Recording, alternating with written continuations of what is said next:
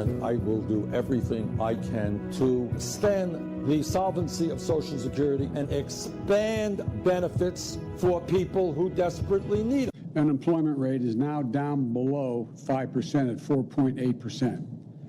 Let me just repeat that. Today's report has the unemployment rate down to 4.8%, a significant improvement from when I took office and a sign that our recovery is moving forward, even in the face of a COVID pandemic. That improvement was widespread. Unemployment for Hispanic workers was down, and the unemployment rate for African Americans fell almost a full percent, and it's now below 8% for the first time in 17 months. A drop of 496,000 in long-term unemployment is the second largest single-month drop since we started keeping records. The largest was in July. So in the past 3 months, we've seen a drop of 1.3 million long-term unemployed. That's the largest 3 months fall in long-term unemployment since we started keeping records in 1948. More to do, but great progress. And working Americans are seeing their paychecks go up as well.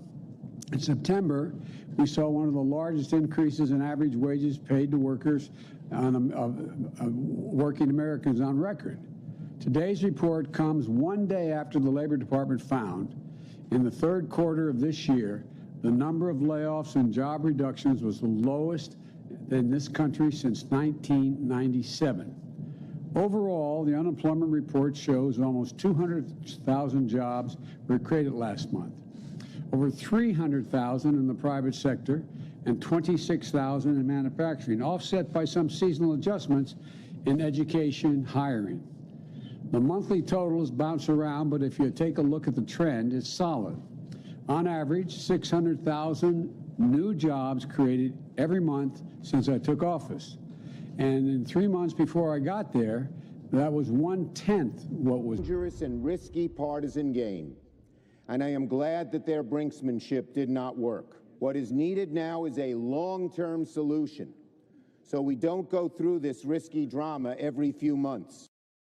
And you saw Joe Manchin's face behind him was just classless. Senator Chuck Schumer coming out swinging, slamming Republicans, even after they helped him clear a key hurdle to raise the debt ceiling. Here to react, Republican Senator from Florida, Rick Scott. Senator, are you in the Lindsey Graham camp where you never should have gave in? Are you with the others that said, where Mitch McConnell said, let's just give in and give him a 2-month extension? Well, let's look at what happened. I think what was important is the American public see exactly what happened. Democrats raised the debt ceiling to about $29 trillion. And think about this. They raised it by $480 billion just for 2 months. That means they're spending, what, $3 trillion more per year than when we collect? So everybody, a new round of stimulus payments is going out, but only to some Americans. But meet the eligibility requirements. I want to see President Biden send out the fourth stimulus check before the end of the year. I believe that he should keep his promise to the American people and send out more stimulus payments. If you guys agree that President Biden should send out the fourth stimulus check very soon, then let's get this video to 1,000 likes. And don't forget to keep watching this video because I'll be discussing the most important stimulus check information, as well as the daily news. First things first, everybody, you have to know this. Many people are urging Democrats and Republicans to send out fourth round stimulus checks. But some people can expect another round of payments depending on where they're located in the country. There are many states where Americans may receive another round of stimulus checks. The payments are coming for each state's individualized budgets. And as Yahoo reports, many of these state governors push for state-level stimulus checks for residents. So the amount of stimulus check money that you receive differs from each state. By the way, everybody, has your governor sent out a state stimulus check? We know that in some states like Texas, California, and even Florida, the governors have given their citizens a state stimulus payment. But has your state done the same, everybody? Tell me in the comments below. Because I believe that they should. If they want to get people back to work and they want to help other people. Because I believe that if the federal government, as well as the state government, wants to help out the country, they must do the most important thing and send out state stimulus checks. So everybody in the state of Texas, it actually does not have an actual crisis economic relief program. Instead, local school districts are giving employees stimulus checks, as known as retention bonuses. In Dallas, for example, the stimulus checks are worth up to $2,000 total. And educators will get up to $500 with a 2% pay raise. That's a lot of money, folks.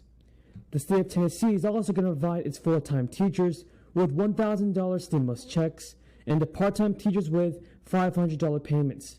And New Mexico also provided 4,000 low-income individuals with state stimulus checks of up to $750. The program sent a total of $5 million in payments, everybody. So in Florida, educators are receiving $1,000 stimulus checks for their deduction to teaching during the crisis. Florida is also giving out $1,000 stimulus checks to police officers, firefighters, and paramedics too. So it only makes sense, everybody, if President Biden does what he authorized and sends out more stimulus payments to the American people. It definitely must happen. If you guys agree, then let's get this video to 1,000 likes. Let's go over more stimulus check information that I want you to know. So the prospect of a government shutdown has many Americans nervous, especially those who depend on federal benefits to help pay their bills, buy necessities, and also obtain health care. But with only a patch extending the current debt limit, President Biden warned that another no vote could push the U.S. closer to defaulting on loans and going into a recession. It's especially worrying for SNAP recipients. While protections are in place to ensure the distribution of SNAP benefits during a shutdown will continue for the short term. But if the government shutdown happens for a while, then with no debt ceiling increase, it would severely limit the government's ability to borrow money and fund the program. But there are exceptions. For example, the SNAP program would continue to operate even after the shutdown. They're applying coverage just a few days after the shutdown begins. If the shutdown stretches for a couple of weeks or more, then the government would to impose a sharp, massive spending reduction.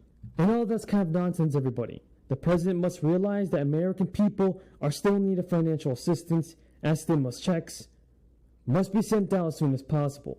So, Representative Ro Khanna had a suggestion for President Biden.